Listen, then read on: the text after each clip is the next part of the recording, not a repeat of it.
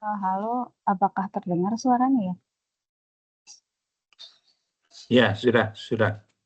Oke, baik. Selamat pagi, Prof. Sini dan kakak-kakak juga teman-teman. Saya Sekarayu Dia Lestari, NPM 2506705225.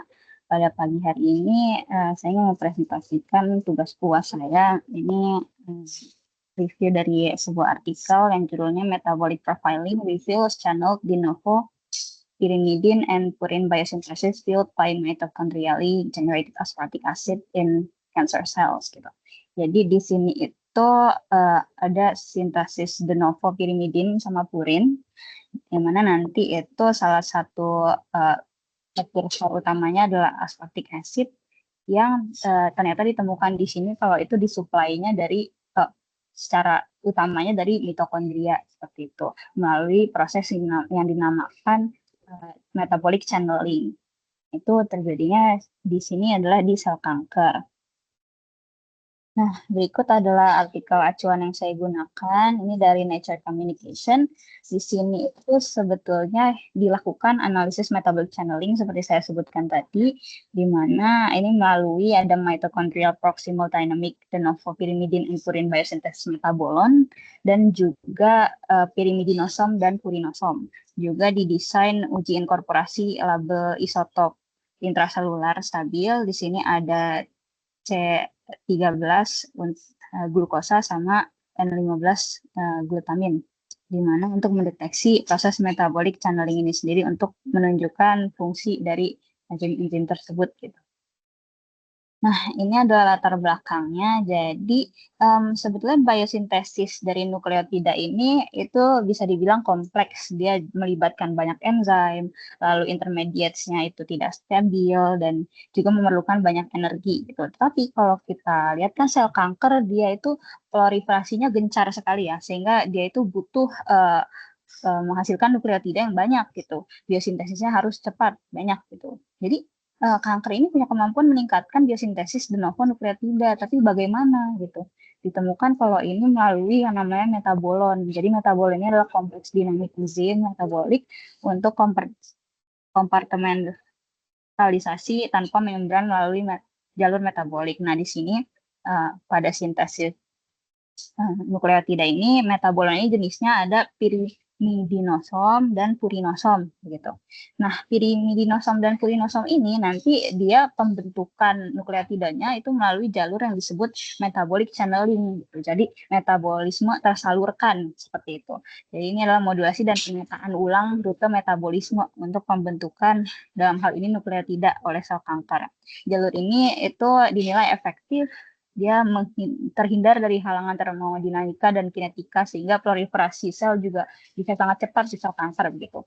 Ini ada ilustrasi sedikit. Jadi kalau kita bandingkan, ini ada ketika jalur metabolisme yang umumnya itu disebut difusif model, itu lebih ribet lah, lebih banyak yang terlibat di sana dibandingkan channel model yang pada sel kanker ini gitu, yang jalurnya lebih simpel. Nah, untuk melihat ini dilakukan demonstrasi melalui pelacakan isotop intraseluler.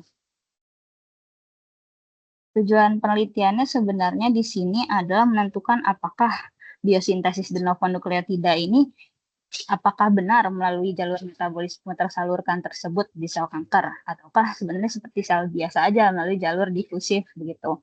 Nah, di sini dikembangkan metode in-cell isotope incorporation assay. Jadi nanti ada inkorporasi dari isotop tadi yang karbon dan juga nitrogen untuk menganalisis aktivitas metabolon di biosintesis nukleotida tersebut dan juga mengidentifikasi apakah mekanisme pertukaran metabolik ini um, ya mengidentifikasi mekanismenya gitu untuk jalur metabolik penciptaan si nukleotida tersebut pada sel kanker yang melalui metabolon, dan juga mengevaluasi kemampuan isotop yang dibentuk ini apakah dia bisa membedakan model difusif dan juga model tersalurkan.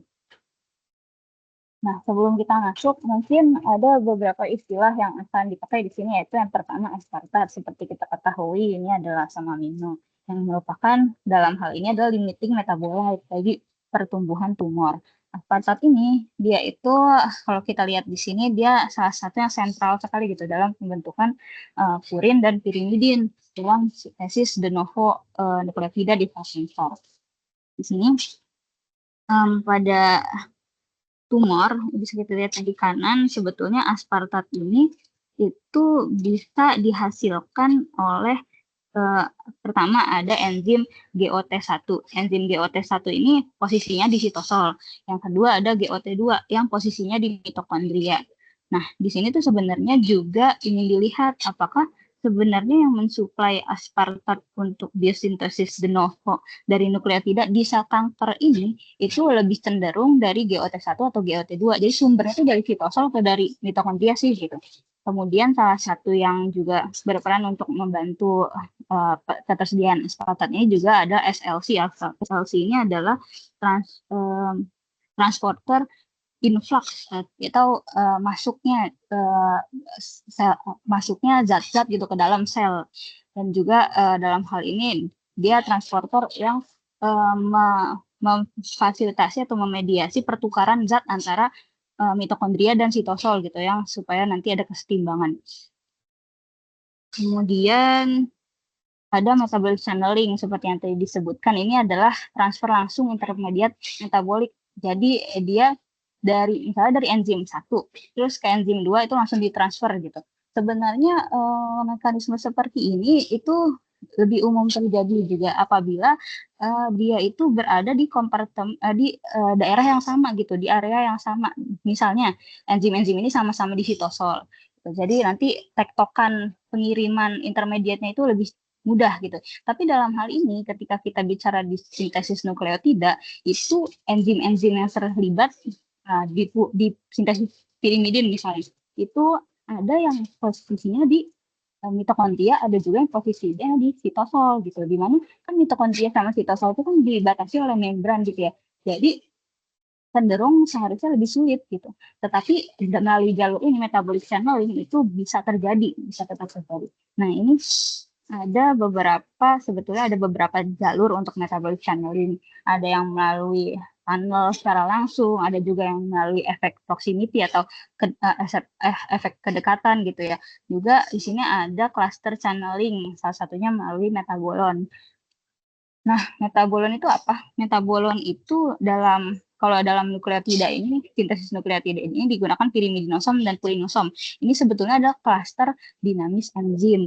Jadi itu kumpulan enzim gitu lah ya. Kumpulan enzim untuk menyalurkan substrat, intermediate, produk, dan sebagainya yang untuk meningkatkan fluks metabolik. Jadi diharapkan metabolisme ini terjadinya lebih cepat gitu dengan adanya metabolon ini gitu untuk meminimalisir juga difusi dari intermediat toksik, karena langsung fokus aja gitu. Jadi ini dihasilkan produk A dari enzim 1 terus langsung dioper ke enzim 2 gitu, untuk diproses selanjutnya. Nah, ini enzim-enzim yang terlibat yang berada dalam klaster dari pirimidinosom dan purinosom. Ini ada GOT1 dan sebagainya, di purinosom ini ada PAICS dan sebagainya seperti itu. Nah, ini metodologi penelitian yang digunakan sebetulnya dilakukan kultur sel, lalu inkorporasi label. Ini labelnya itu ada 2, yang nitrogen, isotop nitrogen sama isotop karbon.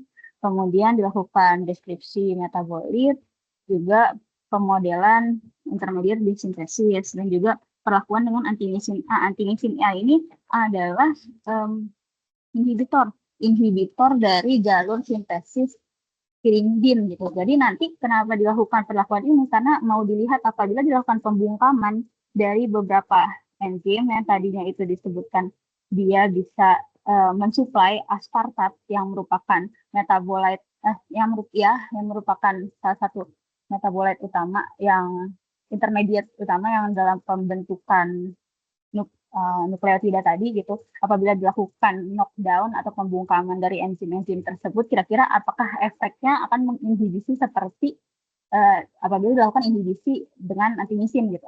Kemudian dianalisis dengan Western blot, kemudian dilakukan pemodelan, diekstraksi, dianalisis lagi dengan liquid chromatografi, dan juga diolah. Nah, di sini itu sebetulnya tadi kan sempat disebutkan kalau ada model difusif sempurna dan juga model tersalurkan gitu ya untuk metabolisme biosintesis pembentukan dari dalam hal ini nukleotida gitu. Pada model difusif sempurna itu sebetulnya sini enzim, substrat dan enzim intermediate tersebar homogen di sitosol sehingga pola inkorporasi yang diharapkan apabila diberikan pelabelan dengan isotop itu harusnya uniform gitu karena akan terjadi kesetimbangan di situ. Tetapi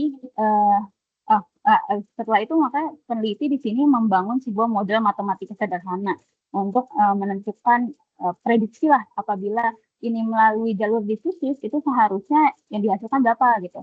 Sementara apabila nanti hasil yang ditemukan itu tidak sesuai dengan prediksinya bisa jadi ini tidak melalui jalur difusif seperti itu.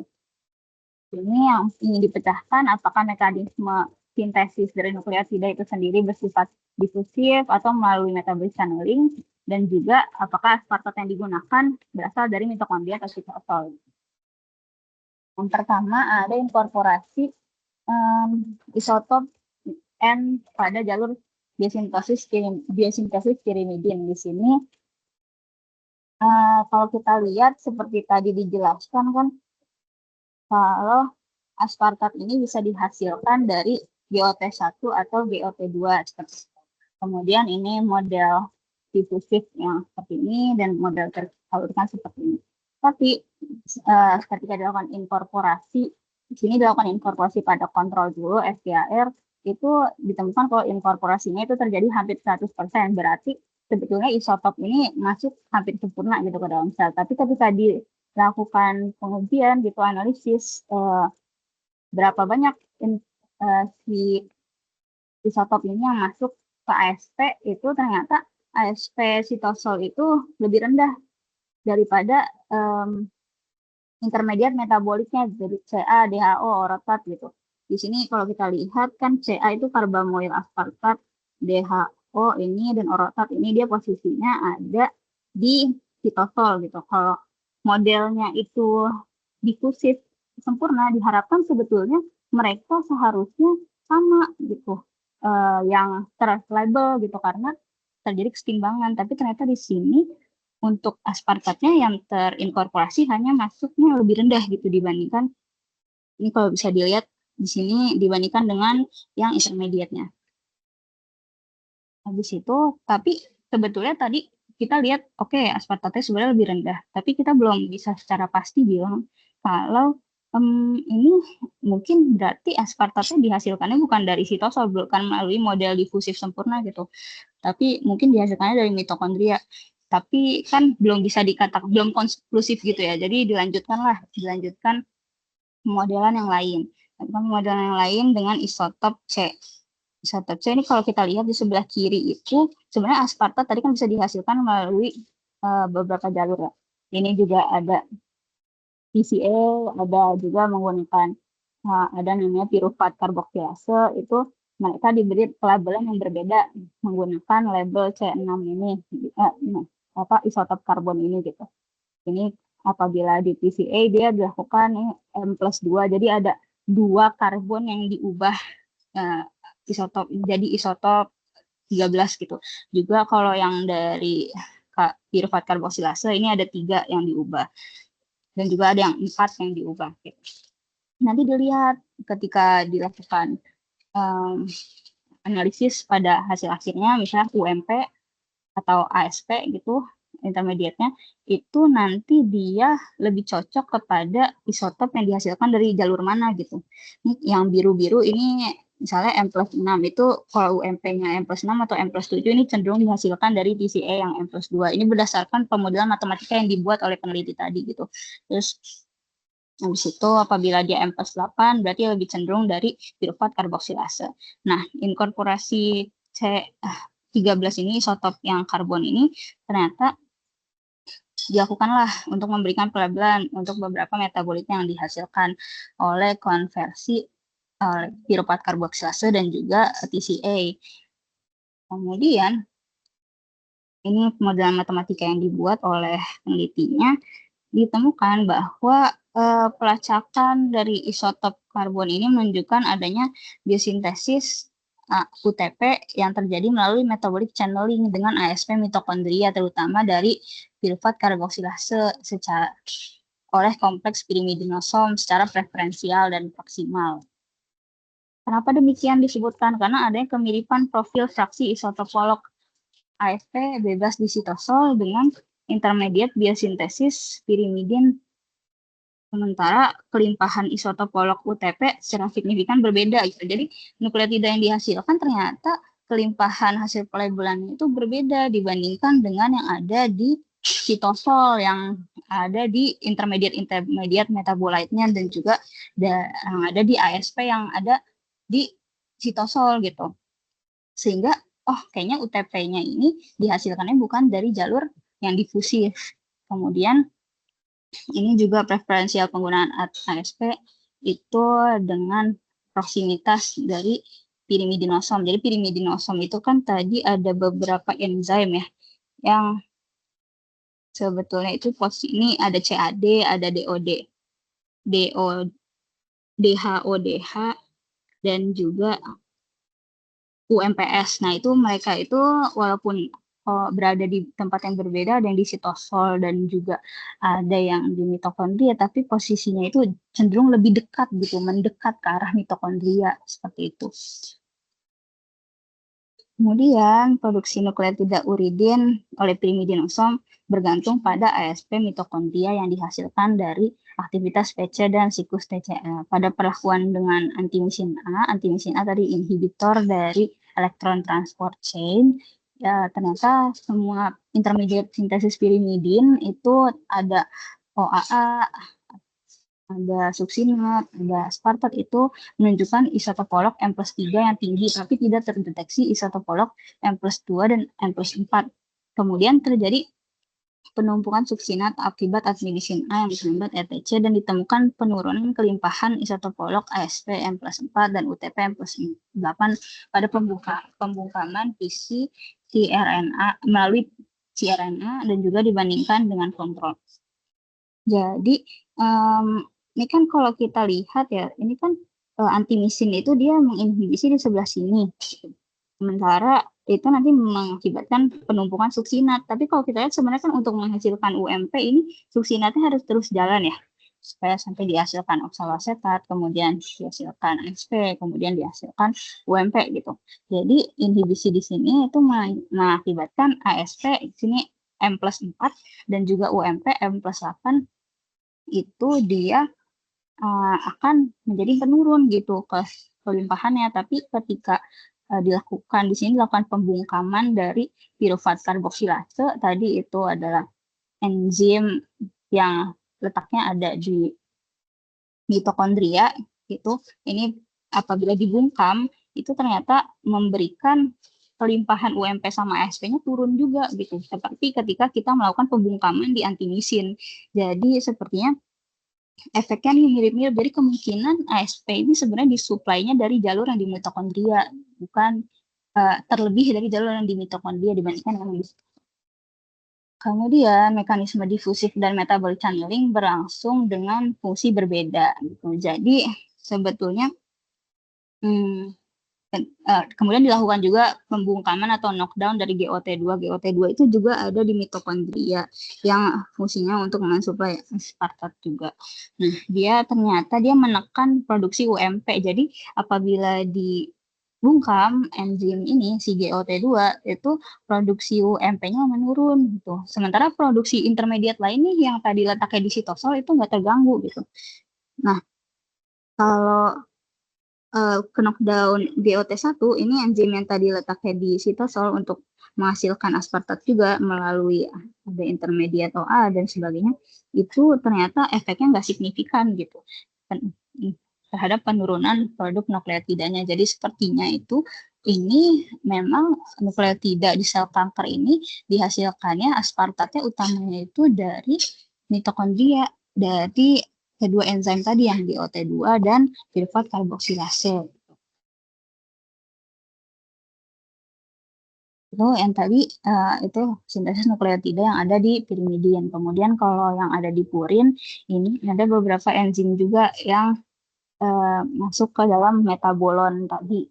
Itu ada PPAT, GAS dan sebagainya. Dilakukan juga pelabelan dengan metode yang mirip-mirip seperti tadi.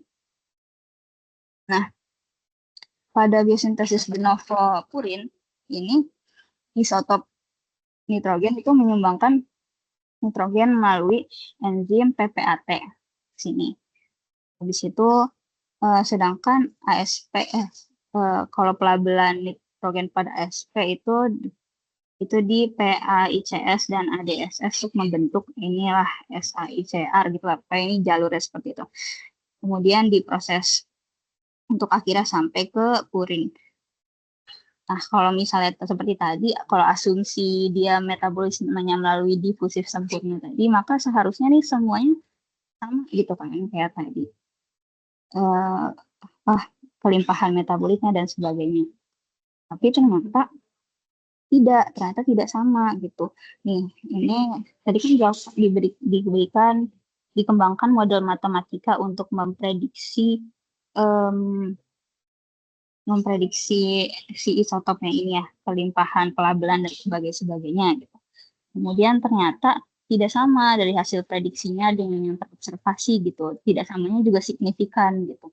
Jadi prosesnya juga di purin tidak terjadi secara difusif gitu. Kemungkinan terjadinya juga secara metabolic channeling.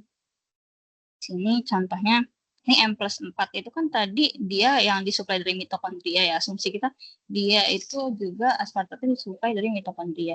Kemudian kalau menurut prediksi itu segini, tapi ternyata hasilnya ada sebanyak ini gitu. Jadi apabila untuk menghasilkan nukleotidanya si purin itu menggunakan hanya aspartat dari sitosol sesuai dari prediksi gitu, angka yang diprediksi itu akan kurang. Aspartatnya itu tidak cukup untuk mendukung sintesis nukleotida di sel kankernya gitu. Sehingga disimpulkan kalau misalnya sumber aspartat yang digunakan itu juga dari nukleotida di sintesis purin melalui jalur metabolic channeling seperti tadi gitu. Kemudian pembungkaman GOT2 juga di sini ternyata menekan produksi dari nukleotidanya juga. Sementara pembungkaman GOT1 yang dilakukan itu tidak signifikan efeknya terhadap perubahan kelimpahan produk akhir nukleotidanya. Nah, kesimpulannya, penelitian ini menunjukkan bahwa biosintesis de novo nukleotida pada sel kanker tidak berlangsung secara difusif sempurna, melainkan melalui metabolic channeling yang termediasi metabolon dekat mitokondria. Jadi ada efek proksimitas juga dari beberapa enzim yang tadi letaknya dia cenderung mendekatlah ke arah mitokondria walaupun dia posisinya di sitosol gitu. Kemudian dilakukan juga melalui pelabelan ditemukan bahwa sintesis nukleotidanya ini menggunakan ASP dari mitokondria secara preferensial. Jadi dia lebih suka menggunakan ATP dari mitokondria dibandingkan ATP dari sitosol. Jadi sebelum dia terjadi kesetimbangan antara ASP yang dihasilkan mitokondria dengan ASP yang ada di sitosol, itu ASP dari mitokondrianya langsung digunakan untuk sintesis nukleotida oleh sel kanker.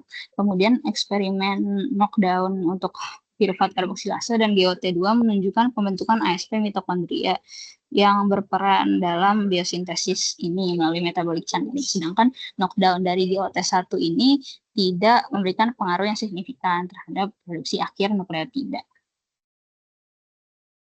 Berikut adalah daftar pustaka yang digunakan. Yang Baik. Demikian. Ya, baik, kita lanjutkan dengan diskusi. Silakan, siapa dulu? Ya, silakan. Baik. Terima kasih Cahya untuk presentasinya. Terima kasih Sekar untuk presentasinya. Izin bertanya, pada penelitian ini kan ada pemberian isotop labeling ya. Kira-kira untuk prinsipnya sendiri pada penelitian ini itu bagaimana dan kenapa memilih isotop N15 glutamin dan C13 glukosa sekaligus? Mungkin seperti itu. Terima kasih. Oke, Kak Ini, terima kasih untuk pertanyaannya. Jadi, untuk pelabelan dari isotop, menggunakan isotop ini isotop non radiatif ya. Jadi sebenarnya nih kalau kita sering pelabelan kan biasanya pakai fluoresen gitu-gitu yang atau pakai radioisotop yang memang bisa diamati secara optikal gitu. Tapi kalau di sini prinsipnya itu perubahan massa kali ini. Jadi kalau misalnya karbon kan biasanya C12 ya, tapi ini karbonnya itu dipakai isotopnya C13, nitrogen juga biasanya 14, ini pakainya isotopnya 15 gitu. Dan kenapa mungkin digunakan karbon 13 atau nitrogen 15 ini juga salah satunya kalau disebutkan itu adalah karena isotopnya ini stabil gitu untuk digunakan dalam pelabelan. Prinsipnya pengamatan ya mungkin luarannya yang dianalisis dalam hal ini kan bukan sesuatu yang bisa diamati secara optikal, tapi yang diamati adalah perubahan massanya gitu. Jadi nanti di antara metabolit-metabolitnya itu sendiri nanti dianalisis massanya itu lebih cocok apabila dia karbonnya itu bentuknya karbon 13 atau karbon 12 seperti biasa gitu. Jadi kalau tadi ada M+2, M+3, M+4 itu kan misalnya M+2 itu kan misalnya ini kita misalnya bicara tentang isotop karbon gitu. M+2 berarti kan ada 2 karbon yang diubah jadi isotop 13 gitu. Maka nanti akan masanya hasilnya misalnya akan kelebihan 2 dalton dari seharusnya. Terus juga M3 berarti M+3 berarti akan kelebihan 3 dalton. Jadi bisa dibedakan gitu kayaknya. Itu prinsipnya mungkin demikian. Dan kenapa peneliti menggunakan 2 jenis isotop sekaligus, ada yang karbon, ada juga yang nitrogen, ada yang glukosa, ada yang glutamin gitu. Kalau di sini dijelaskannya sebetulnya mana ya? Jadi kan jadi gini. Jadi tadi kan intermediate metabolit yang utamanya diamati oleh peneliti itu kan aspartat ya. Aspartat ini itu prekursornya itu glutamin gitu. Jadi pelabelan di sini menggunakan isotop N yang diinkorporasi yang isotop N yang dilakukan untuk memodifikasi glutamin ini itu untuk melihat aspartatnya gitu kan. Tapi kan dia itu sebenarnya glutamin ini kalau kita lihat itu dia ada di dalam sitosol, ada juga di dalam mitokondria gitu ya. Dan pelabelan pada glutamin ini tidak kurang bisa menunjukkan lah apakah aspartatnya ini dihasilkan dari mitokondria atau dari sitosol gitu. Jadi mungkin kita bisa ngelihat nih konsentrasi kelimpahan aspartatnya segini gitu menggunakan pelabelan yang ini. Tapi belum jelas di sini ini aspartatnya dia preferensinya itu dihasilkan yang dari mitokondria atau yang dari sitosol. Tapi kalau kemudian dilakukan pelabelan selanjutnya itu menggunakan ini karbon isotop di glukosa. Kenapa menggunakan glukosa? Karena di sini ditinjau dari metabolisme glukosa gitu ya. Lihat karbonnya yang dilakukan pelabelan dengan isotop C13 gitu. Nah, di sini karbonnya itu bisa beda yang ada dari TCA sama yang dari sini ada pyruvate karboksilase gitu. Di sini jadi bisa diatur lah pelabelannya. Yang dari TCA yang kita labelin 2 karbon, yang dari pyruvate yang dilabelin 3 karbon gitu. Jadi bisa terjadi pembedaan gitu, sehingga nanti bisa dilihat si aspartat yang tadi dihasilkan itu kelimpahannya mungkin memang lebih, tapi itu sebenarnya sumbernya dari mana? Dari mitokondria kah, dari sitosol kah, dari pyruvate karboksilase kah, dari kah, dan sebagainya. Seperti itu Kak ini. Oke, terima kasih Sekar. Ya, baik. Silakan yang berikutnya saya. Oke, terima kasih Prof. Terima kasih Sekar atas presentasinya. Bisa agak keras dikit, Cahya? Oh iya, sebentar. Apakah Mungkin terdengar, agak Prof? mendekatkan mic.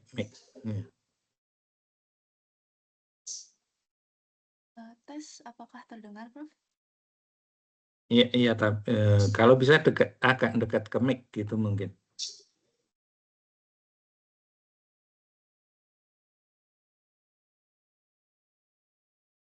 Oke, terima kasih Sekar atas presentasinya. Jadi ingin bertanya, mungkin secara umum ini pada kondisi seperti apa ya metabolic channeling itu biasanya terjadi, kayak mungkin ada kondisi-kondisi tertentu untuk bisa sel itu melakukan metabolic channeling gitu. Terima kasih.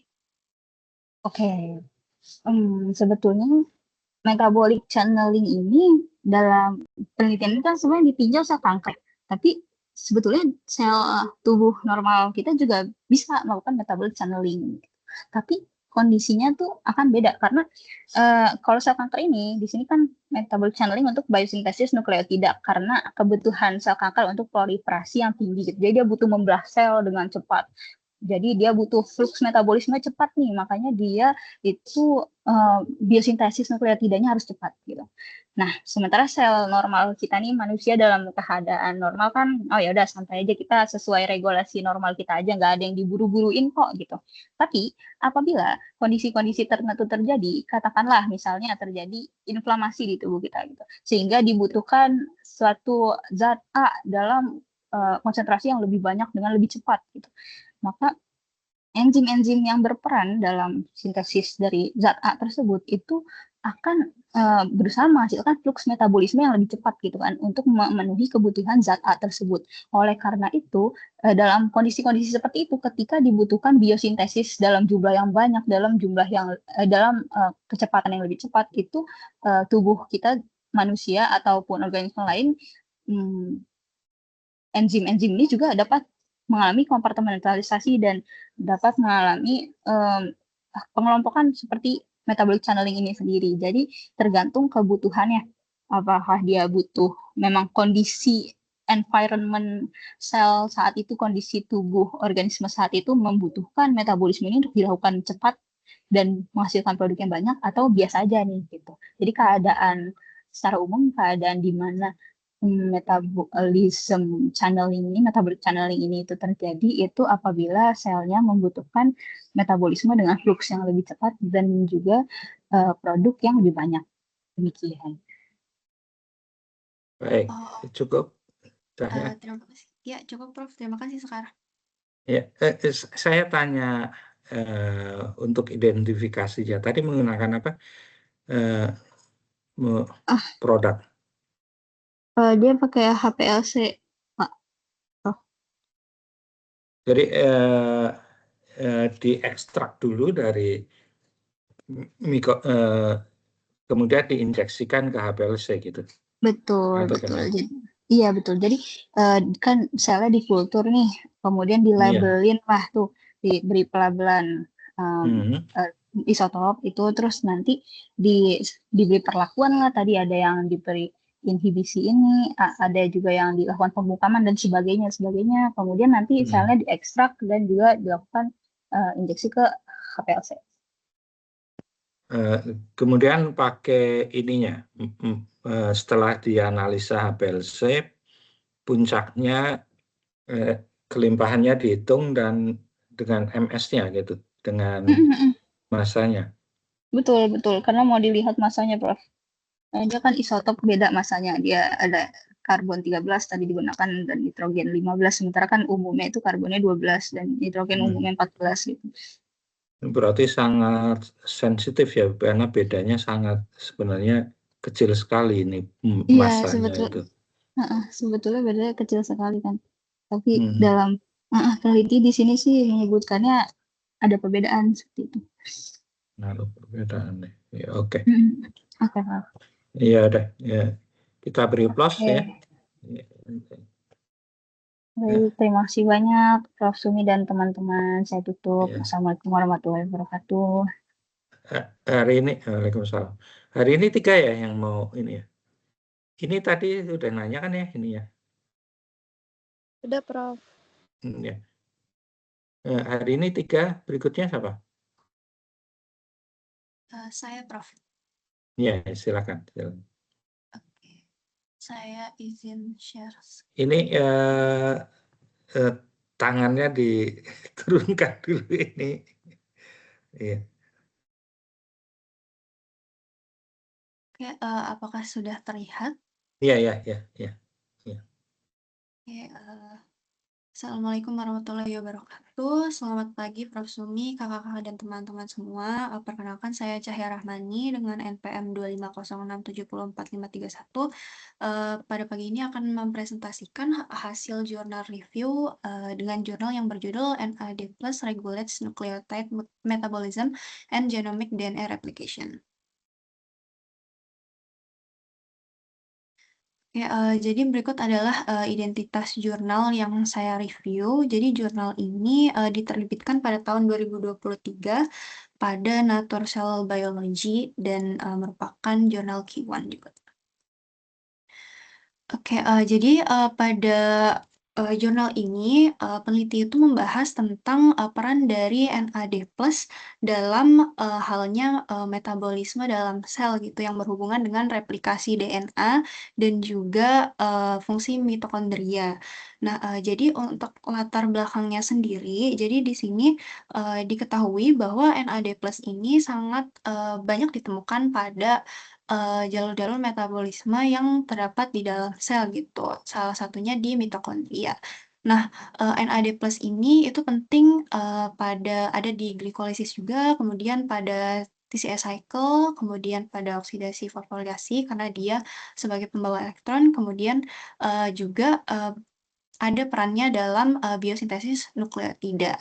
Nah, jadi berdasarkan beberapa penelitian recently itu menunjukkan bahwa kadar NAD+ ini dalam tubuh itu cenderung menurun seiring bertambahnya usia. Oleh karena itu, karena adanya hubungan terhadap biosintesis nukleotida, jadinya jika kadar NAD+ ini menurun, nantinya saat kita sudah tua itu regenerasi selnya juga berkurang.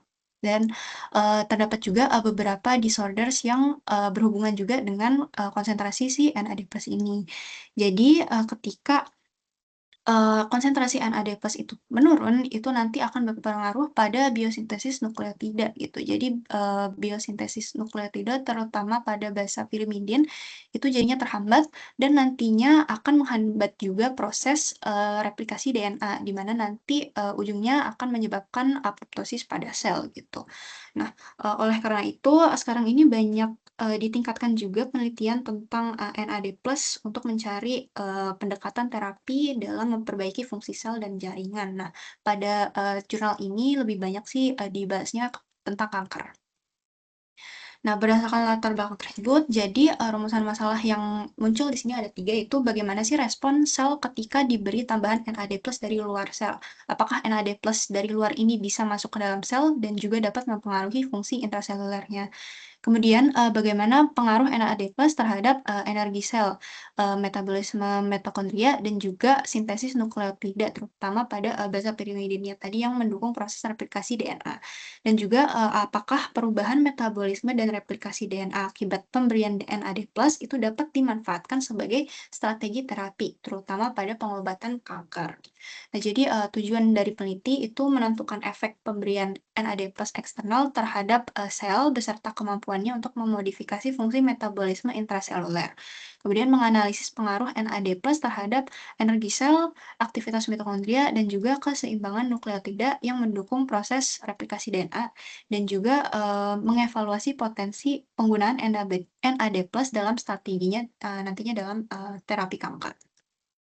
Oke, jadi sebelum masuk ke dalam bahasannya, mungkin saya jelaskan sedikit tentang NAD+. Jadi NAD itu merupakan nicotinamide adenin dinukleotid. Jadi mungkin sama seperti pembawa elektron lainnya yang terdapat dalam metabolisme di dalam tubuh, itu NAD itu terdapat 2 bentuk. Jadi ada NAD+ dan NADH. Jadi bentuk NAD ini itu merupakan 2 nukleotida yang terdapat ikatan dari fosfatnya ini. Jadi di bawah ini ada adeninnya dan di atas ini merupakan nikotinamide-nya. Nah, seperti yang sudah di-mention sebelumnya bahwa NAD+ ini berperan dalam ada perannya dalam proses glikolisis, kemudian dalam TCA cycle dan juga transport elektron di mitokondria yang nantinya bisa menghasilkan energi ya, dalam bentuk ATP. Kemudian NAD+ ini juga terlibat dalam berbagai mekanisme regulasi seluler yang penting dalam menjaga stabilitas genom karena tadi ada hubungannya pada jalur biosintesis pirimidin dan juga respon terhadap stres. Nah, jadi pada jalur biosintesis pirimidin ini, jadi pada biosintesis pirimidin itu kan kita membutuhkan UMP yang nantinya akan diubah menjadi UDP. Jadi sebelum kita pada prosesnya kita mensintesis UMP ini, di sini terdapat yang namanya enzim DHODH atau dihidroorotat dehidrogenase, di mana enzim ini diaktifasi oleh adanya NAD+ gitu. Jadi ketika kita tambahkan NAD+ atau kita hambat NAD+-nya itu juga akan berpengaruh terhadap enzim ini, di mana nantinya akan berpengaruh terhadap produk dari biosintesis pirimidin tersebut. Nah, untuk metode yang digunakan dalam jurnal ini, kebanyakan itu digunakan kultur sel lalu diberikan perlakuan, diinkorporasikan NAD+ dan ada juga bentuk prekursor dari NAD+-nya yaitu NMN dan juga NR. NMN itu nicotinamide nucleotides-nya mononucleotides, kalau NR itu nicotinamide ribose. Kemudian ada kontrolnya atau yang non-treated. Setelah itu dilakukan beberapa uji. Di sini kita lihat pengaruhnya terhadap viabilitas sel, kemudian ada analisis mitokondria dan energi yang dihasilkan, kemudian metabolit kadar nukleotidanya yang dihasilkan setelah diinkorporasikan, kemudian replikasi DNA, kemudian di sini ada DNA fiber assay, respon kerusakan DNA, analisis siklosel menggunakan flow cytometry, ada Western blot dan RT-PCR dan kombinasi obat gitu untuk melihat pengaruhnya terhadap nanti ada obat anti kanker. Jadi berdasarkan hasil penelitian di sini dilihat bahwa NAD+ itu mempengaruhi replikasi DNA. Nah, untuk yang pertama ini berdasarkan uji metode yang dilakukan, ini kita cek dulu apakah NAD+ eksternal yang diinkorporasikan itu bisa masuk ke dalam sel. Nah, di sini bisa dilihat dari EDU levelnya itu dia cukup tinggi yang menandakan bahwa NAD+ ini bisa terinkorporasikan masuk ke dalam sel dan ada bersinggungan terhadap metabolisme yang berhubungan dengan replikasi DNA. Nah, kemudian kalau dari grafik ini, jadi ditemukan bahwa NAD+ ini penting untuk menjaga sintesis DNA tetap normal, di mana di sini ada yang non-treated, kemudian di sini ada yang kita berikan inhibitor kepada enzim NAMPT. Jadi enzim ini itu merupakan salah satu enzim yang mensintesis NAD+ gitu. Jadi kita lihat kalau misal enzim yang mensintesis NAD+ ini kita inhibisi, pengaruhnya bagaimana gitu.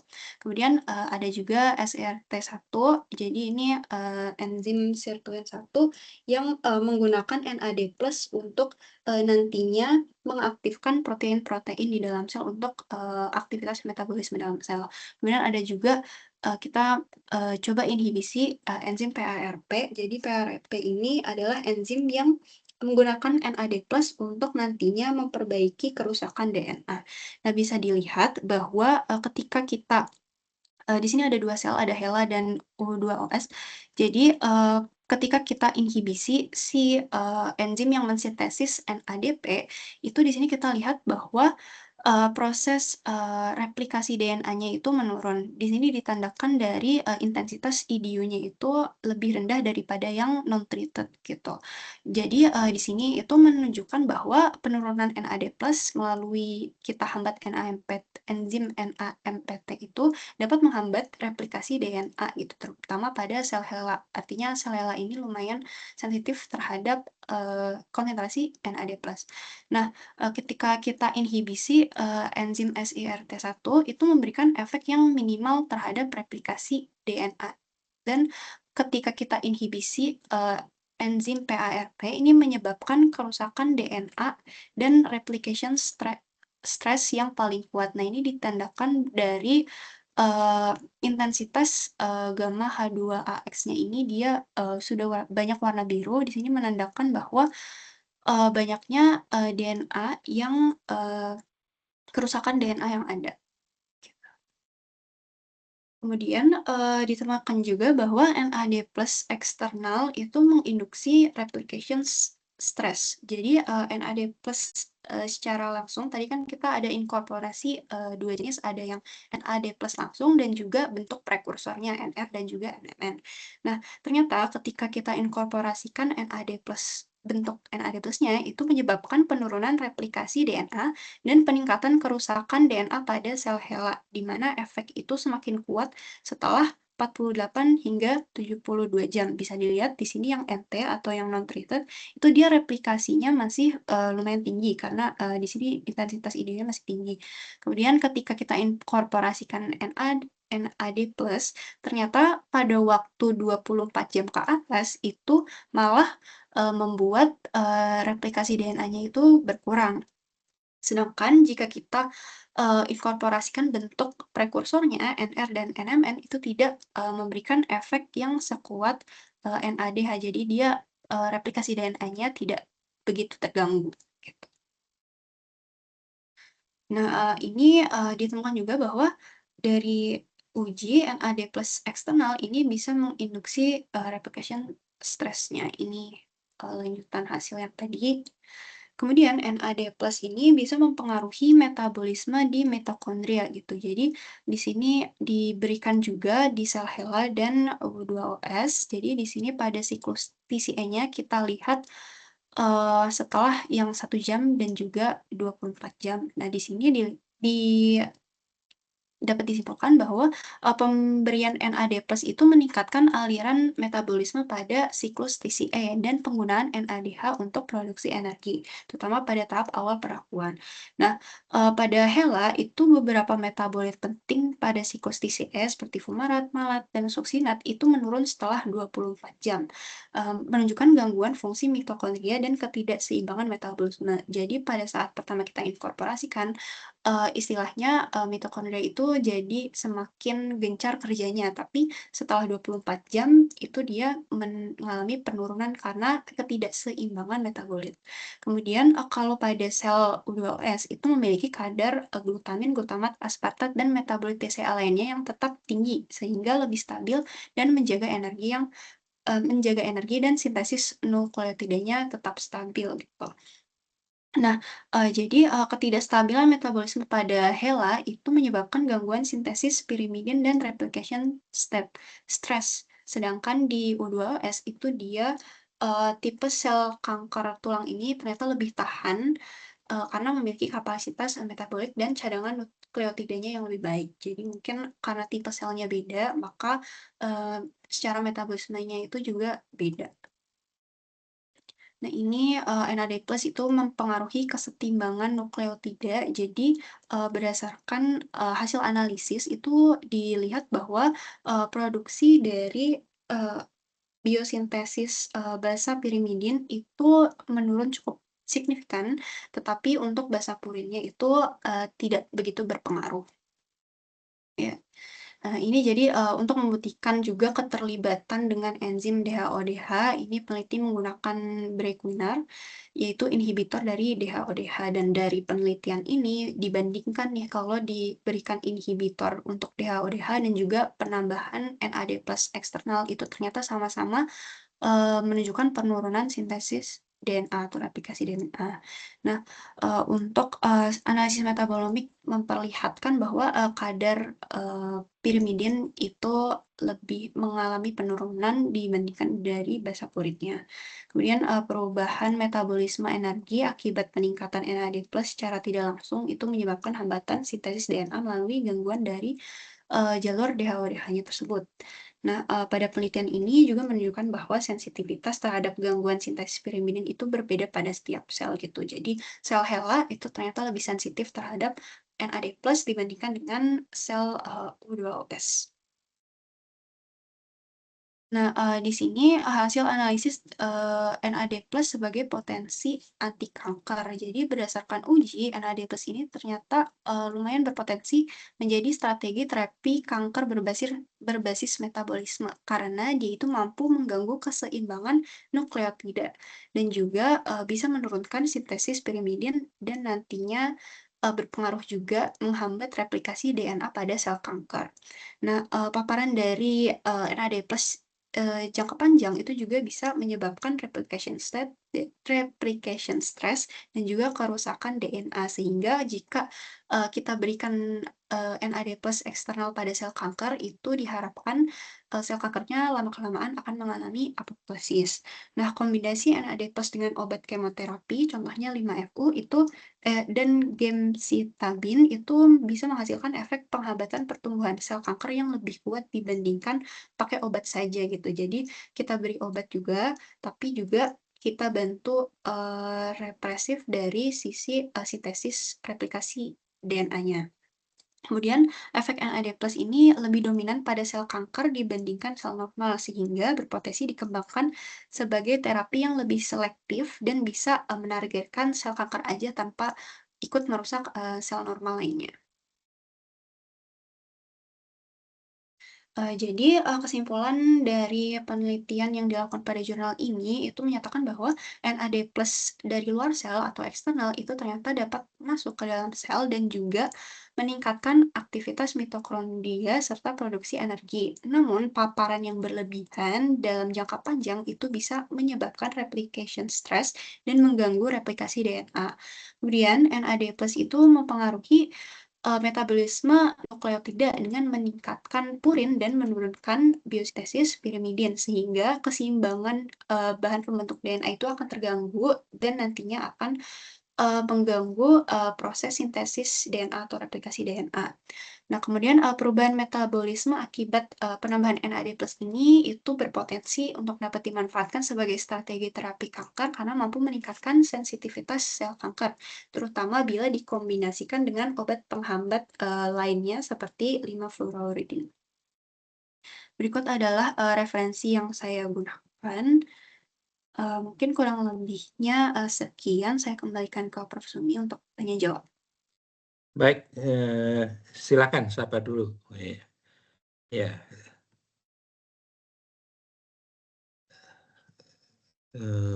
Siapa yang mau nanya dulu ya?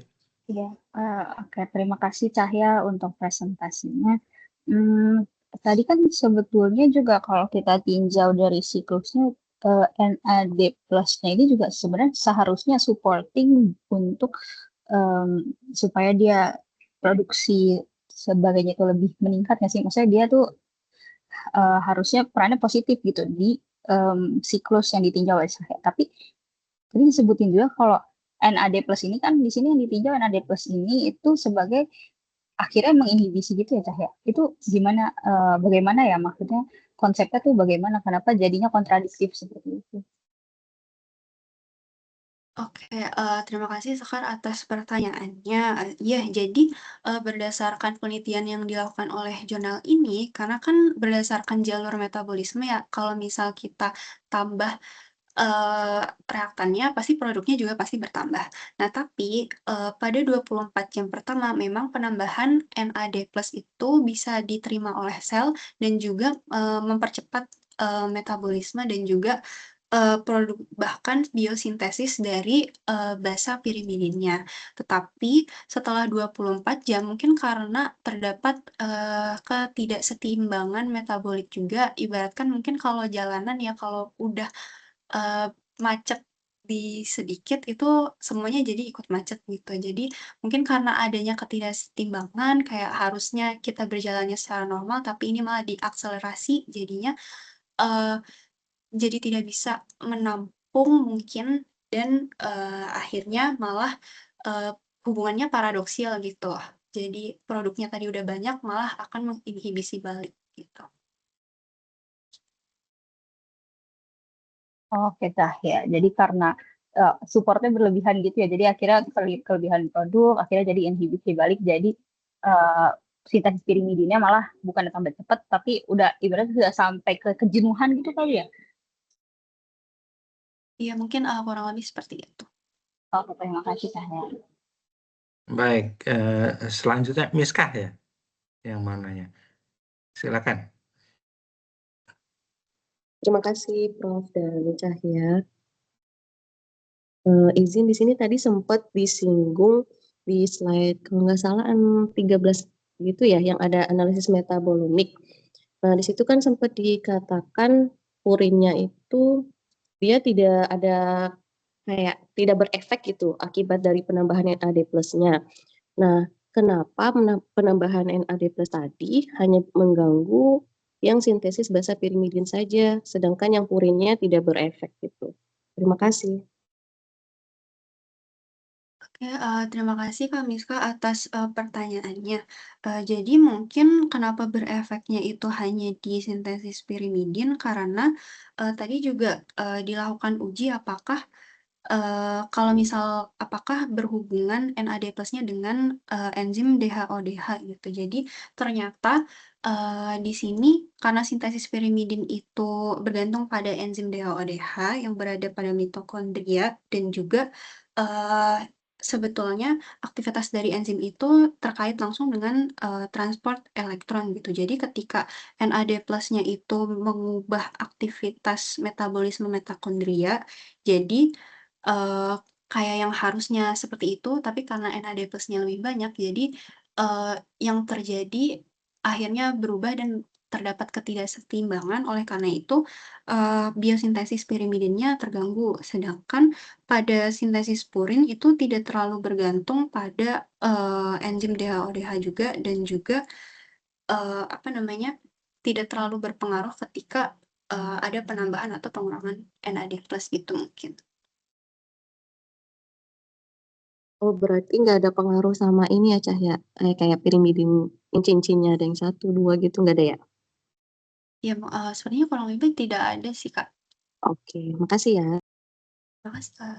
Baik, baik. Nurmalinda ya, yang terakhir ya ini untuk silakan Nurmalinda. Ya, makasih Prof, makasih Cahya. Mau bertanya terkait NAD plus ini, kan kita kalau di market tuh kita kenal ada oral suplemen NAD plus ya gitu, meskipun mungkin di Indonesia belum terlalu banyak gitu, dan memang yang dia tawarkan salah satunya adalah untuk support anti-aging gitu. Nah, menarik ketika tadi di bagian mungkin kalau nggak salah slide kesimpulan Cahya ada menyebutkan paper ini dia menjelaskan potensi penelitian ini untuk pengobatan atau terapi kanker, di mana NAD plus ini lebih spesifik ke sel kankernya gitu kan. Nah, itu menyambung dengan tadi yang saya info ada suplemen NAD plus gitu kan. Apakah di penelitian ini sehingga bisa mengklaim potensi lebih spesifik ke sel kanker itu tuh maksudnya apakah sudah di-cover dengan saat penelitiannya, dia mungkin cara inkorporasi NAD plus-nya ke selnya itu seperti apa, sehingga itu akan nyambung dengan potensi ke depannya. Jadi gimana supaya itu spesifik di sel kanker aja, mungkin dari awal si peneliti ini udah gimana sih cara masukin ini NAD plus-nya ke selnya supaya dia spesifik di sel kanker aja kayak gitu. Sementara kalau yang suplemen kan lebih ke pemakaian oral aja kayak kita minum suplemen biasa kan kayak gitu. Mungkin seperti itu, Cahya. Makasih. Oke, terima kasih Kak atas pertanyaannya. Jadi aku coba jawab ya. Mungkin kalau dari penelitian yang dilakukan jurnal ini, dia itu inkorporasinya hanya menambahkan NAD plusnya, NAD plus solutionnya ke dalam media kultur selnya gitu. Jadi untuk uptake dari NAD plus itu mekanismenya memang uh, belum terlalu dijelaskan di sini, tapi mungkin kurang lebih uh, karena mungkin kalau dari yang aku pikir ya karena sel kanker itu dia metabolismenya juga lebih cepat, tapi ketika kita tambahkan NAD plus itu akan mengakselerasi bahkan lebih cepat lagi gitu. Jadi dibandingkan efeknya dengan sel normal mungkin jadi lebih terlihat gitu bisa lebih spesifik ke sel kanker gitu istilahnya efeknya akan lebih jelas signifikan pada si sel kankernya tersebut gitu.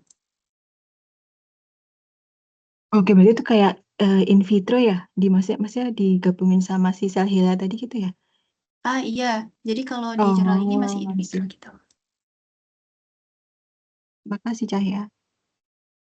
Baik, mungkin masih ada satu lagi ya? Halo?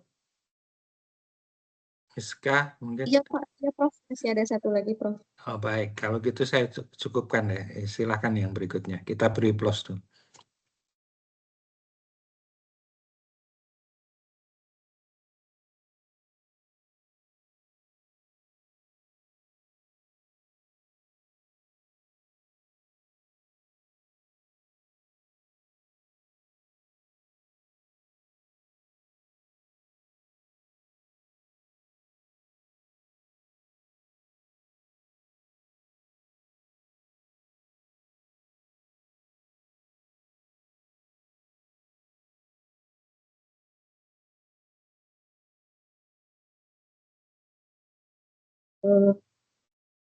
Untuk PPT-nya apakah sudah muncul ya Prof dan teman-teman?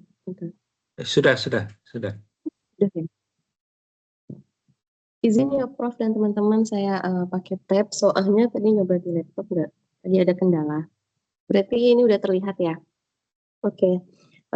Selamat pagi Prof. Dr. Sumi Duhudiono PWS dan rekan-rekan semua.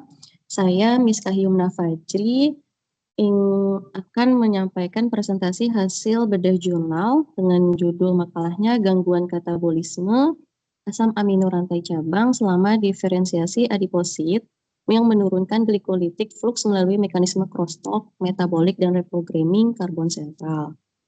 Nah, untuk di slide ini saya menampilkan jurnal cuplikan dari yang saya coba bedah, yaitu Impaired Branch Chain Amino Acid Catabolism During Adiposit Differentiation Decrease Glycolytic Flux. Nah, ini diterbitkan di JBC atau Journal of Biological Chemistry pada bulan November 2024. Kemudian di sini nanti untuk bisa membantu sama-sama mengkoreksi hasil presentasi yang mengutip dari data-data primer dari jurnal tersebut. Nah, untuk itu di slide ini lebih ke menyampaikan mengapa topik dari BCAA ini penting, urgensinya. Di sebelah kirinya, di sini ada lebih dari sekitar 650 juta orang dewasa yang mengalami obesitas secara global. Ini menurut WHO tahun 2022. Nah, di Indonesia sendiri prevalensinya mencapai 21,8% berdasarkan Kemenkes 2018. Kemudian selanjutnya dari point of view biomarker, BCAA plasma itu yang tinggi terbukti sebagai biomarker yang kuat terhadap obesitas insulin yang resisten. Bahkan kadarnya bisa 20-40% lebih tinggi pada individu yang obesitas dibandingkan yang normal. Dan bisa mampu memprediksi risiko diabetes mellitus tipe 2 hingga 12 tahun ke depan. Ini berdasarkan studi dari Newport dan 2009 dan Wang et al. Ini ada di jurnal tadi, dikutip. Kemudian represi enzimnya, berdasarkan represi enzim, point of view-nya, ekspresi enzim itu katabolisme BCAA di jaringan adiposa bisa menurun drastis, 40 hingga 60% kan yang tadi, pada penderita obesitas. Ini dari peneliti Lucky et al. 2013 dan Bolet et al. 2015. Nah, ada pertanyaan di mana apakah gangguan katabolisme BCAA tadi itu menyebabkan atau dia sebagai penyebab atau sebagai konsekuensi dari disfungsi adiposit di tubuh kita. Nah, diagram sebelahnya ini menunjukkan jadi kayak ada pembalikan paradigma. Paradigma lama itu berbunyi adiposit itu rusak karena BCAA-nya terakumulasi. Sedangkan dari peneliti Green et al. 2024 ini membalikan bahwa katabolisme BCAA ini terganggu sehingga menyebabkan hanya kayak antara karena dan sebab sih, menyebabkan jaringan adiposit menjadi rusak secara metabolik. Nah, ini adalah kunci yang penting. Di Green et al. Ini membuktikannya secara definitif menggunakan sejenis kayak pelabelan juga tadi yang 13C, metabolic flux analysis. Kemudian, nah karena ini makalah saya mengutip ada rumusan masalah besar, kayak rumusan masalah yang nanti dijawab dalam isi makalah, nggak jauh beda dari judul. Nah, ada sub masalah, ada sub yang saya jabarkan sedikit, yaitu bagaimana gangguan katabolisme BCAA akibat inaktivasi dari branch chain keto acid dehidrogenase subunit alfa atau BCKDH disingkatnya. Nah, di sini adalah enzim kunci yang mengkatalisis langkah pembatas laju dalam katabolisme dari BCAA tadi, yang bisa mempengaruhi metabolisme energi dan fungsi glikolitik adiposit, serta bagaimana implikasinya terhadap patogenesis sindrom metabolik. Nah, pertanyaan ini nanti akan diturunkan kedua sub masalah yang ada di slide, kiri dan kanan. Bisa dilihat bersama, lebih ke poin yang di boldnya itu bioenergetika dan reprogramming karbon sentral terjadi sebagai respon kompensasi, tidak kemudian mengapa terdapat perbedaan fenotipnya. Hipotesisnya bisa diduga yang pertama karena adanya inhibisi dari PDH oleh BCKA-nya, kemudian disrupsi sinyal, kemudian downregulasi transkripsi gen glikolitiknya. Kemudian untuk submasalah 2, fokus ke translasionalnya, nanti diuji dalam percobaan peneliti ini dia pakai sel 3T3L1 yang bisa mengkompensasi peningkatan oksidasi pirofat, dan HAPC ini tidak dihipotesis tidak mampu karena akumulasi BCKA lebih tinggi sehingga diferensiasinya lebih terganggu. Kemudian mungkin sebelum masuk ke poin hasil dari peneliti yang telah dilakukan, di kolom kiri sebelah ini saya coba merangkum terkait pertama BCAA itu kan salah satunya itu leusin, isoleusin, valin yang pernah kita pelajari di sebelumnya. Itu merupakan asam amino esensial yang dikatabolis terutama di jaringan ekstrahepatik, atau artinya bukan di hati melainkan di jaringan adiposa, otot rangka, dan jantung. Nah, langkah pertama dari katabolisme yaitu adalah transaminasi oleh enzim BCAT2 di mitokondria. BCAT2 ini branch chain aminotransferase 2 yang kemudian ada bantuan isoform mitokondria yang memecah BCAA tadi ditambah alfa ketoglutarat menjadi BCKA dan glutamat. BCKA tadi ini sebagai branch chain keto acid atau asam keto rantai cabang yang dari leusin akan terbentuk KIC. Dari isoleusin terbentuk KMV dan dari valin terbentuk KIV. Nah, langkah keduanya adalah langkah pembatas laju atau rate limiting step. Nah, di langkah ini kompleks enzim BCKDH tadi atau branch chain keto acid dehidrogenase akan mengkatalisis dekarboksilasi oksidatif BCKA menjadi SBCFA-CoA, yaitu short branch chain fatty acyl CoA dan CO2 plus NADH. Nah, di sini poin kritisnya nanti akan membentuk produk akhir yaitu asetil. Produk akhirnya leusin dan isoleusin menghasilkan asetil CoA dan yang masuk ke TCA atau tricarboxylic acid cycle, sedangkan isoleusin dan valinnya akan menghasilkan suksinil CoA melalui propionil CoA. Nah, di bagian bawah slide itu ada tabel ringkasan di mana ada 3 enzim kunci yaitu BCAT2 tadi adalah pintu masuk katabolisme dari BCAA, kita asumsikan. BCKDH ini yang tadi disebutkan di langkah 2, ini merupakan gerbang kritis proses tadi katabolisme. Jika enzim tidak aktif, maka BCKA-nya terakumulasi. Dan ketika terakumulasi akan menginhibisi PDH-nya. BCKDK ini adalah kinase yang menginaktivasi BCKDH dengan memfosforilasi residu dari sel 293 pada subunit S1-alfa dan pada kondisi obesitas. BCKDK ini justru mengalami peningkatan ekspresi sehingga BCKDH dalam keadaan inaktif kronis. Nah, di kolom yang gambar yang kutipan sebelah, itu saya ambil dari jurnal screenshot dari figur ketiga jurnal. Itu ada data insulin stimulate glucose metabolism.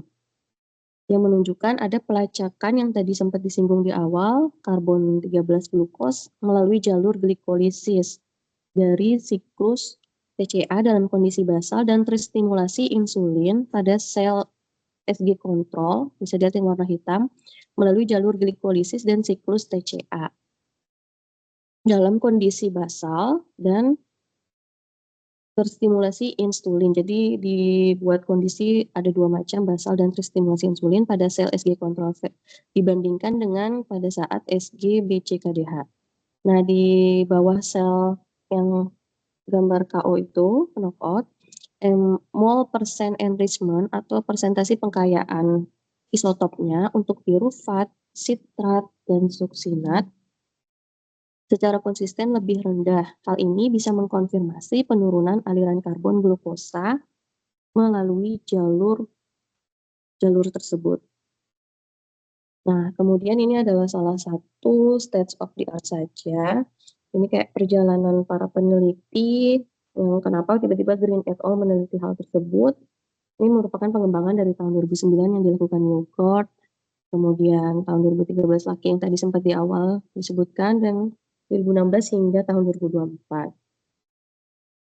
Kemudian di sini ada metodologi dari Green et al. Yang dirangkum. Sebenarnya ini metodologi dari makalah saya, mungkin hanya rincian saja. Saya menggunakan narrative literature review. Nah, yang di dalam tabel ini rangkuman saja. Jadi ada 6 metode eksperimen yang digunakan Green et al. Nah, yang pertama itu dia pakai metode ISPR atau C9 atau yang kita sebut Clustered Regularly Interspaced Short Palindromic Repeats. Nah, ini tekniknya ini untuk knockout gen dari BCKDH dan ACAD8 seperti di slide. Pada sel 3T3L1 murin ini kayak sejenis tikus ya, menggunakan melalui lentivirus dan BCKDH pada HAPC, yaitu Human Adipocyte Progenitor Cell atau sel progenitor adiposit manusia. Ini melalui elektroporasi. Nah, nanti hasilnya, temuannya itu saya rangkum BCKDH itu knockout-nya berdampak masif pada gen 887, sedangkan yang ACAD8 itu berdampak pada 65 gen. Jadi hanya beda ya, 887 gen sama 65 gen. Nah, baris kedua ini RNA-seq dan GSEA atau RNA sequencing yang dikombinasikan dengan gen set enrichment analysis itu menggunakan database KEGG dan MSeqDB untuk memetakan perubahan ekspresi gen global tujuannya. Nah, outputnya glikolisis adalah jalur yang paling ditekan dengan nilai FDR kurang dari 0,05. Kemudian di baris ketiga ini adalah isotop yang tadi labeling 13C, jejaknya tracing menggunakan 4 tracer berbeda, yaitu 13C 6 karbon, glutamin berlabel 13C yang ada 5 karbon, leucin berlabel 13C dengan 6 karbon, dan valin berlabel 13C 5 karbon. Ini untuk melacak pergerakan fluks karbon sentral secara simultan tujuannya.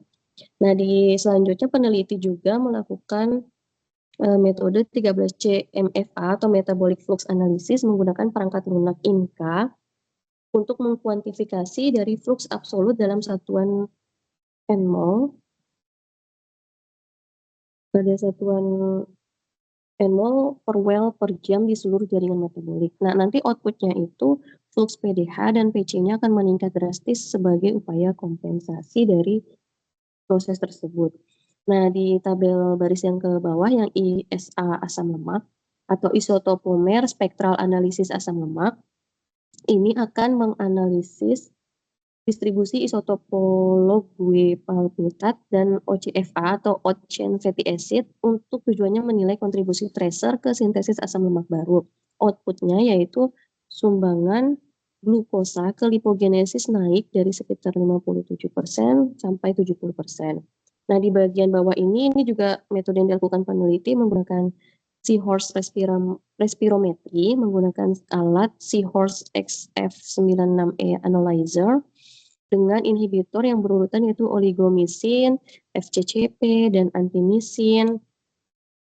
untuk mengevaluasi performa dari respirasi mitokondrianya. Hasilnya, outputnya ATP link respiration, kalau lihat di grafik di figur 2D itu, dia akan turun signifikan sekitar 35%.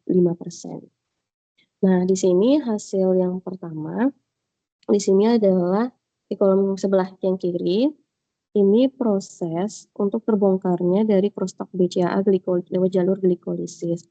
Nah, di sini ada flowchart mekanisme yang dibuat berdasarkan teks dari Green et al. Tadi.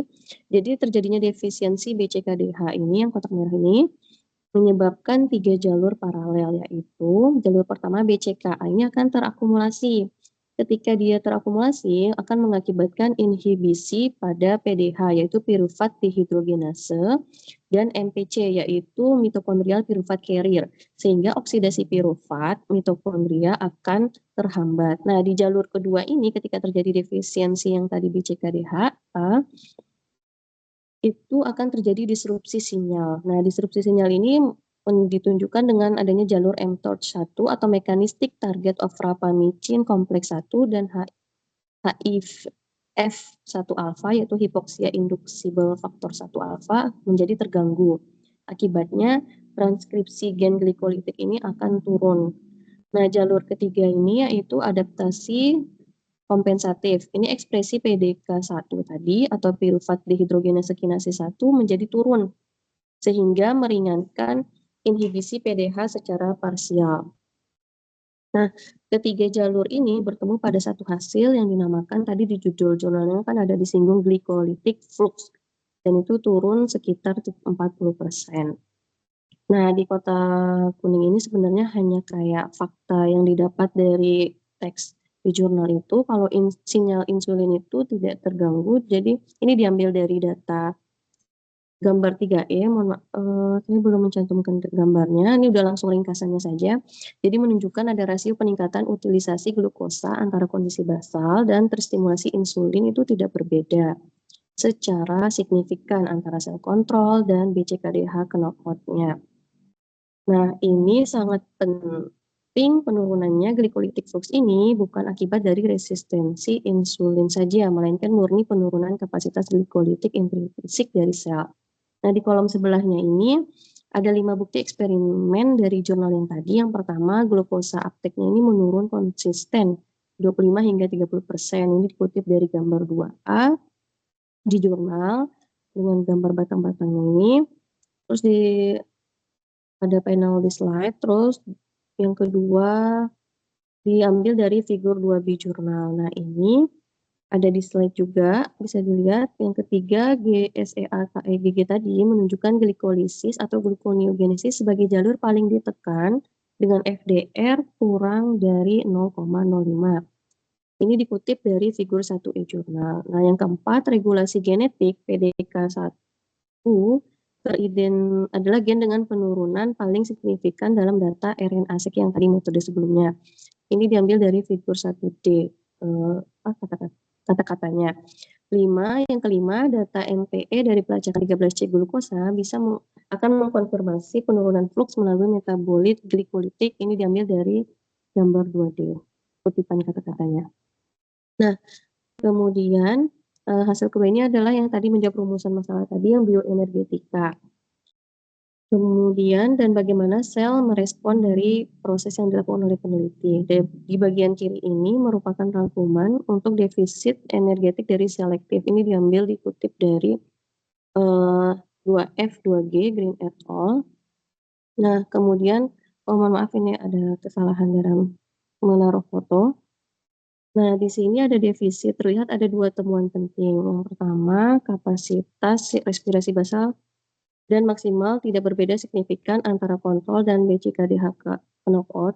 Namun respirasi ini terkait ATP atau ATP link respiration ini bisa menurun sekitar 35%. Nah, di grafik panel F-nya ini, yang 2F ini, menampilkan kurva OCR yang dinamis, oxygen consumption rate, yang dinamis, di mana sumbu X adalah waktu dalam menit dengan tanda panah menunjukkan titik injeksi oligomisin, FCCP dan AA atau antimycin retrotenon. Nah, kurva biru yang SG kontrol tadi, yang di sebelah ini, dan merah yang merah ini menunjukkan bar chart dari ATP link respiration secara spesifik. Nah, yang bagian kanan dari slide ini, itu sel T3TL1 tadi, itu diambil dari kesimpulan dari figur 5 dan 2. Itu ada 5 parameter, yaitu flux PDH akan naik dari 105 menjadi 160 dari normal dan tidak normal. Dan flux PC-nya itu juga naik, ada terjadi peningkatan. Kemudian dari de novo lipogenesis juga naik dari sekitar 57 menjadi 70%. Respirasi terkait ATP link tadi turun sekitar 35% dan sekresi lactat juga ikut turun. Nah, kemudian dari hasil integrasi BCAA, TCA, dan lipogenesis de novo tadi, slide ini yang paling cukup kompleks ya, karena ada di sebelah sini bisa dilihat ya. Itu ada rewiring yang dikatakan berhasil oleh peneliti ini. Totalnya itu sintesis fatty acid tidak berubah pada sel 3TL1, artinya lipogenesis ini dipertahankan meskipun sumber karbonnya bergeser. Nah, ini diambil dari gambar 4D.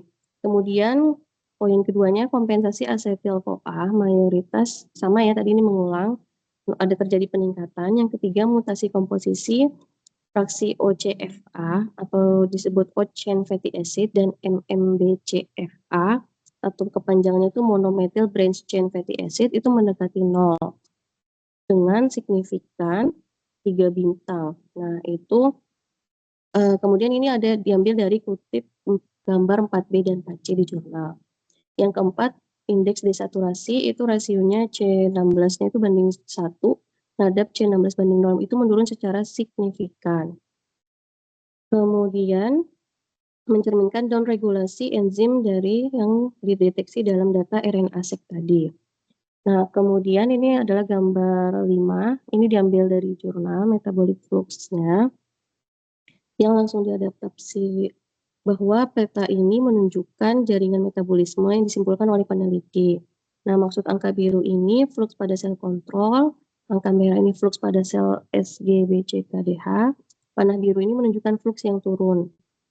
Nah, panah yang merah menunjukkan, ada juga panah yang menunjukkan dia terjadi peningkatan.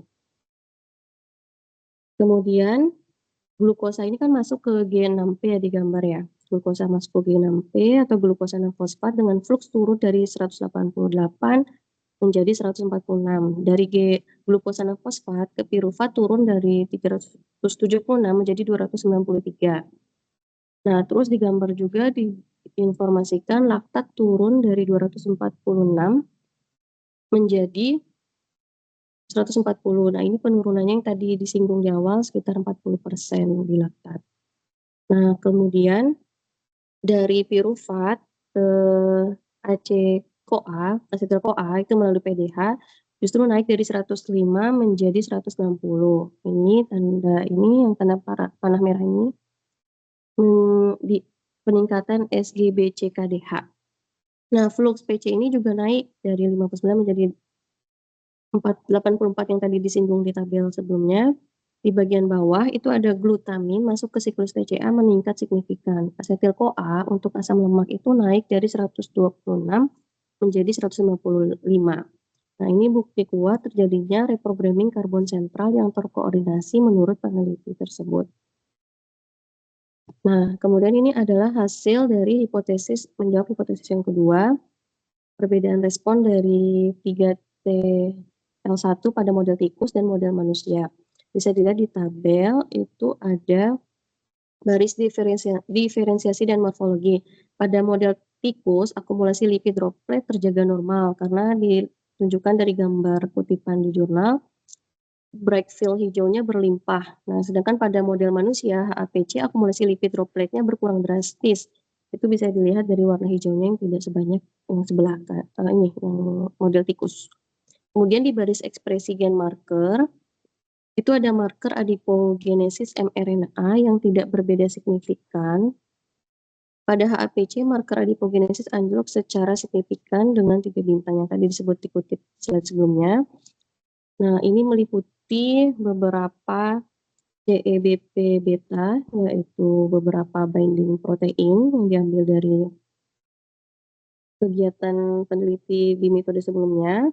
Nah, data ini diambil kesimpulannya dari gambar 6C dari jurnal. Kemudian baris profil transkriptomik ini pada sel model tikus itu naik EMT-nya dan adipogenesis turun membentuk fibroblast-like signature yang terselubung. Nah, sel ini terlihat normal secara morfologi, tapi secara genetik kehilangan identitas jaringan adipositnya. Pada sel HAPC terjadi kegagalan diferensiasi yang nyata secara klinisnya. Kemudian di bagian bawah hasilnya ada kompensasi dari yang tadi, yang karbon. Pada sel tikus itu terjadi kompensasi PDH dan PC yang berhasil, sehingga de novo lipogenesisnya terjaga. Sedangkan pada HAPC kompensasi penggunaan pirufat tidak terjadi. Ini dari perbandingan data di gambar 5 dan S4 jurnal.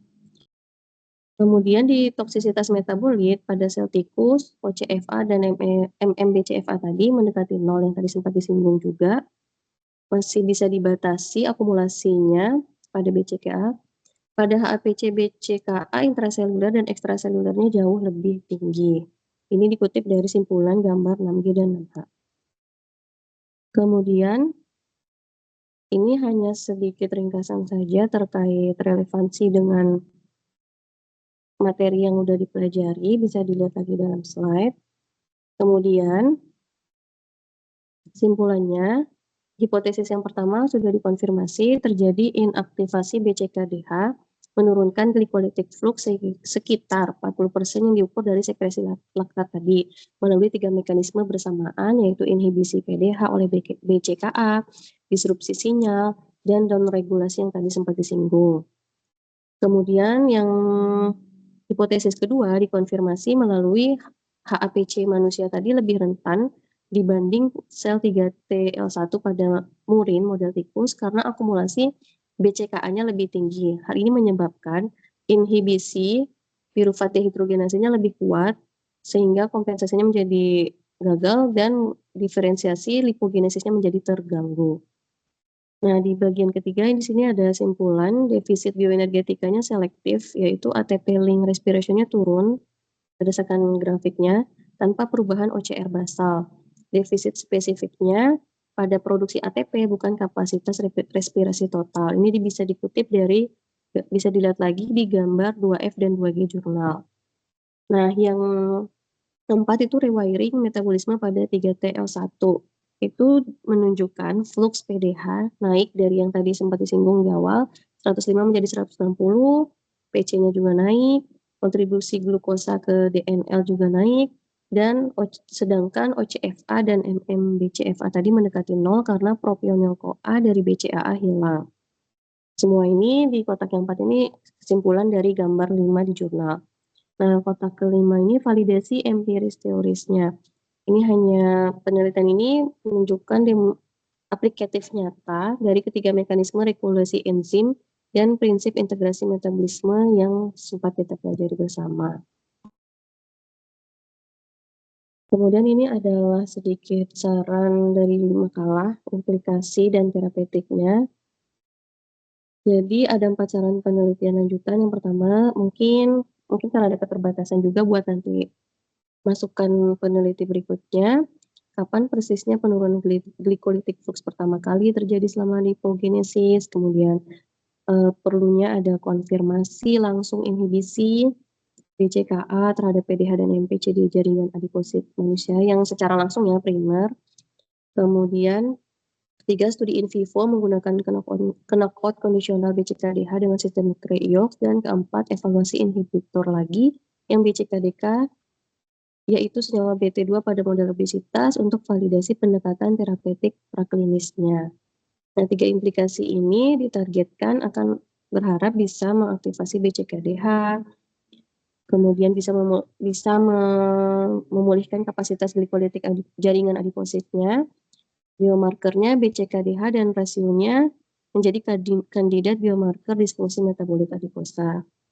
Kemudian ini adalah flowchart di sebelahnya itu merangkum mekanisme kalau obesitas atau sindrom metabolik menyebabkan BCKDK naik, sehingga BCKDK naik sehingga BCKDH-nya tadi inaktif dan BCKA terakumulasi.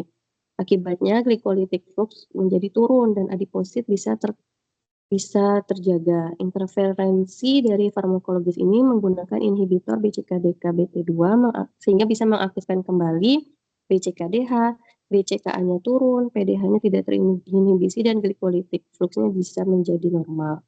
Mungkin demikian yang dapat saya sampaikan. Terima kasih. Dibuka sesi diskusi tanya jawab. Baik, kita lanjutkan dengan diskusi. Silakan siapa dulu yang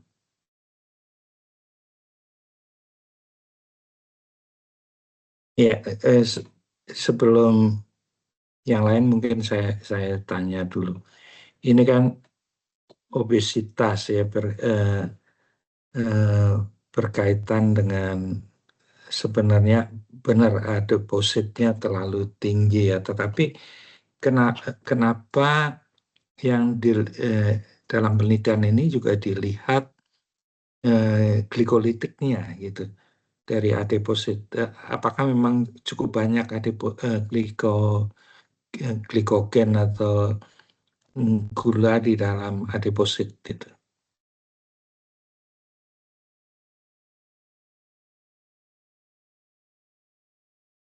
Sehingga ini berkaitan dengan glikolitiknya, tidak lipolitiknya gitu.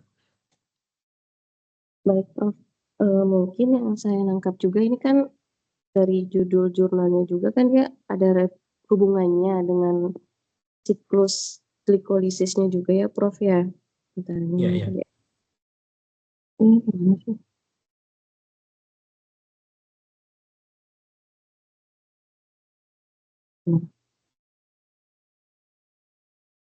Jadi di sini mungkin lebih ada keterkaitan semuanya, soalnya pas Miska baca jurnal juga, di jurnalnya dia, itu banyak menyinggung reprogramming karbon gitu, Prof.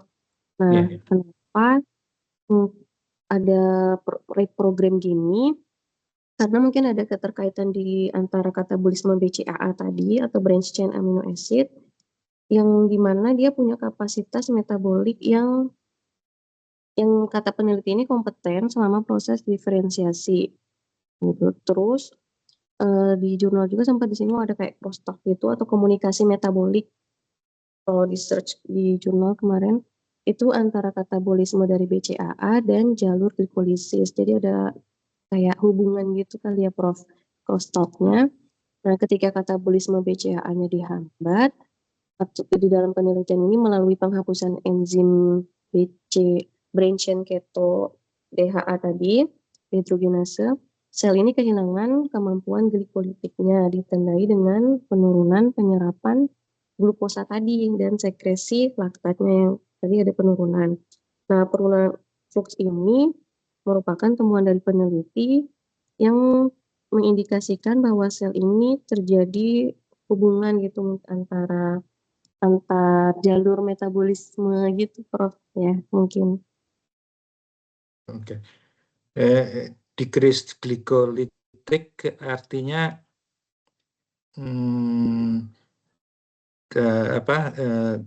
gula di dalam adipositnya atau glikogen atau apa gitu, itu cukup banyak berarti ya, meningkat ya artinya.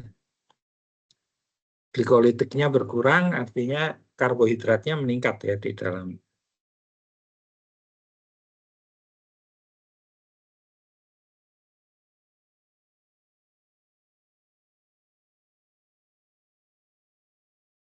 Oke. Gimana? Iya, Prof. Iya. Iya, oke. Jadi ada hubungan pengurangannya di dalam sel. Iya. Baik, silakan siapa yang mau bertanya? Masih ada waktu. Iya, Cahya, silakan. Cahya dulu, silakan. Oke, terima kasih Prof. Terima kasih Kak Miska atas presentasinya.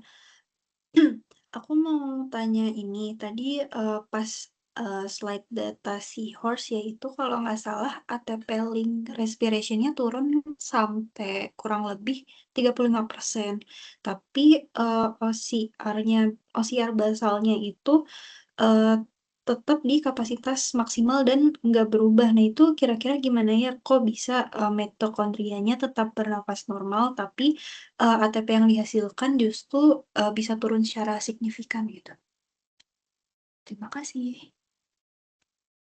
Oke, terima kasih Cahya. Tadi yang Seahorse itu adanya di slide yang ini, slide 9. Ya, ini ya bioenergetika ya di sini ya. Nah, jadi sebenarnya yang ditampilkan di sini yang gambar OCR ini, oxygen consumption rate-nya ini mencerminkan total elektron yang mengalir melalui rantai transport elektron tadi. Nah, tapi tidak semua aliran elektron ini bisa menghasilkan ATP. Sebagiannya pergi gitu sebagai panas, energi panas, atau yang bisa kita sebut kebocoran proton gitu ya, melalui membran mitokondria tanpa melewati ATP sintase. Nah, di jurnal ini ada kondisi yang tadi sempat disinggung BCKDH knockout, itu proporsi respirasinya yang digunakan itu meningkat relatif, bisa dilihat di gambar ya. Nah, itu meskipun dia meningkat relatif, total OCR-nya sama, porsi yang benar-benar menghasilkan ATP itu diukur sebagai penurunan OCR setelah injeksi oligomisin tadi. Sorry di sini saya nggak nampilin kayak alur flowchart penelitinya ya, jadi hanya langsung rangkumannya. Nah, jadi ketika menghasilkan ATP yang tadi diukur sebagai penurunan OCR yang tadi di grafik, itu setelah injeksi oligomisin itu akan menjadi hasil lebih kecil. Ibaratnya kalau ada mesin gitu ya, kita putar kenceng, nah terus tapi ada yang nyangkut gitu, nah putarannya itu akan tetap ada, putaran metabolismenya, tapi tenaganya itu nggak ada yang berkurang gitu karena terlalu dipaksa seperti yang tadi presentasi Cahya juga ya. Nah, ini menyebabkan ada peningkatan proton leak ini di sel BCKDH knockout ini belum sepenuhnya. Dijelaskan di dalam jurnal juga. Mungkin seperti itu yang saya nangkap. Baik, terima kasih Kak.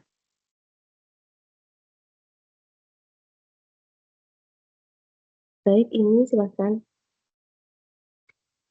Oh iya, terima kasih Kak sebelumnya.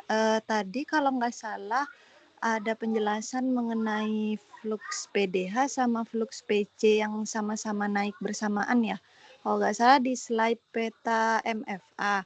Nah itu kan flux PDH-nya naik, flux PC-nya juga naik bersamaan. Nah padahal kan keduanya itu berkompetisi menggunakan piruvat yang sama kan ya Kak. Nah kira-kira bagaimana si sel itu bisa meningkatkan keduanya sekaligus. Seperti itu. Terima kasih. Baik, terima kasih. Ini di slide yang ini ya, gambar kelima dari ini yang dimaksudkan. Mungkin dari data ini bisa kita sama-sama maknai, itu ada proses pengambilan glukosa yang uptake ya, uptake glukosanya itu bisa turun sekitar, tadi di sini kan 25-35% lah ya, dari 188 ke 146. Nah, perlu dilihat jumlah piruvatnya ini bisa dilihat ya, jumlah piruvat absolutnya itu diarahkan ke mitokondria secara keseluruhan meningkat proporsinya. Nah, kemudian ini dikarenakan sekresi laktat tadi turun. Yang tadi sempat disinggung di data awal, sekresi laktatnya turun sekitar 40%, artinya dari piruvat yang ada, sel mengalihkan lebih banyak ke arah mitokondria. Makanya di situ banyak ada di penelitinya kan kayak mengkolomkan mitokondrianya ya. Nah, baik melalui jalur piruvat dehidrogenase maupun lewat jalur PC, dan jauh lebih sedikit yang keluar sebagai laktat tadi.